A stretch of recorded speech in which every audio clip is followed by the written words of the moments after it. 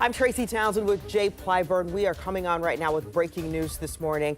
Our team working on the scene of an early morning house fire that killed 3 people. And the fire was on Freedom Trail, just south of I-70 near Reynoldsburg in southeast Columbus. 10 TV has live team coverage for you this morning. Kara Lake and Amy Steigerwalder at the scene.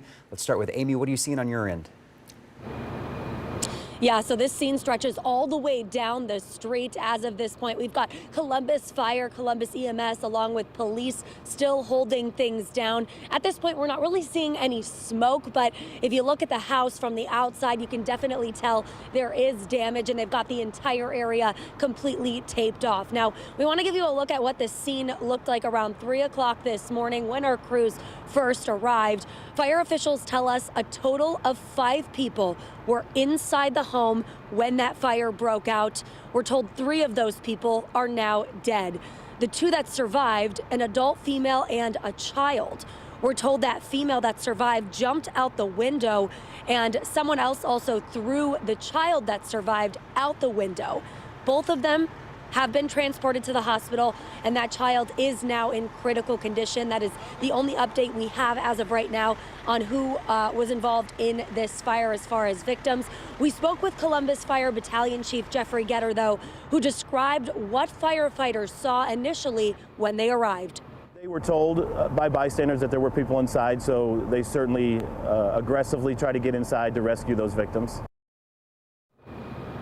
Now, just within the past 5 or so minutes, we also spoke with him again. He tells us there were smoke detectors inside this home, but it's unclear if they were working at the point when this fire broke out. Again, this scene's still very active, stretching all the way down the street. We're, of course, going to stay here, bring you updates as we learn them. But for now, I'm going to send it back to you guys. Live on the southeast side, Amy Steigerwald for 10 TV News. All right, Amy, thanks for that update. Our team coverage does continue.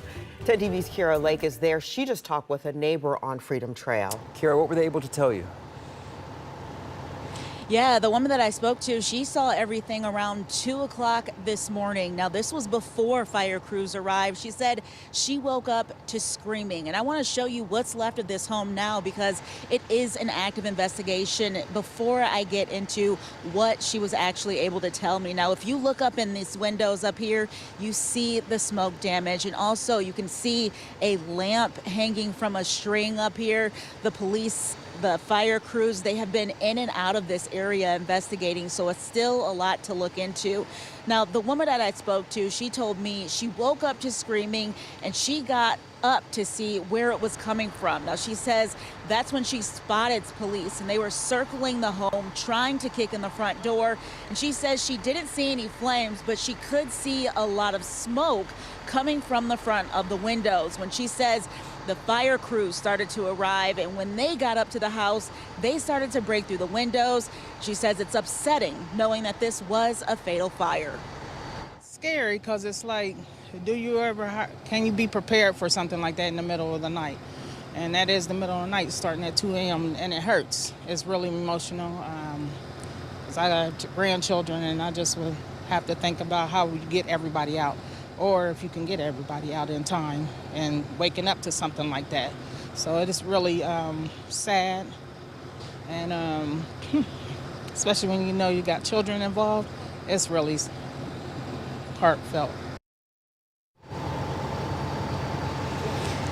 Just to give you another breakdown of what happened this morning, still an active investigation. We know that 5 people were inside of this home and 3 people did die. We know that a woman was able to get out through a window and a child was taken to the hospital in critical condition. And once we get more updates, we will be sure to share those with you throughout the morning. Reporting live from the southeast side of Columbus, Kara Lake, 10 TV News.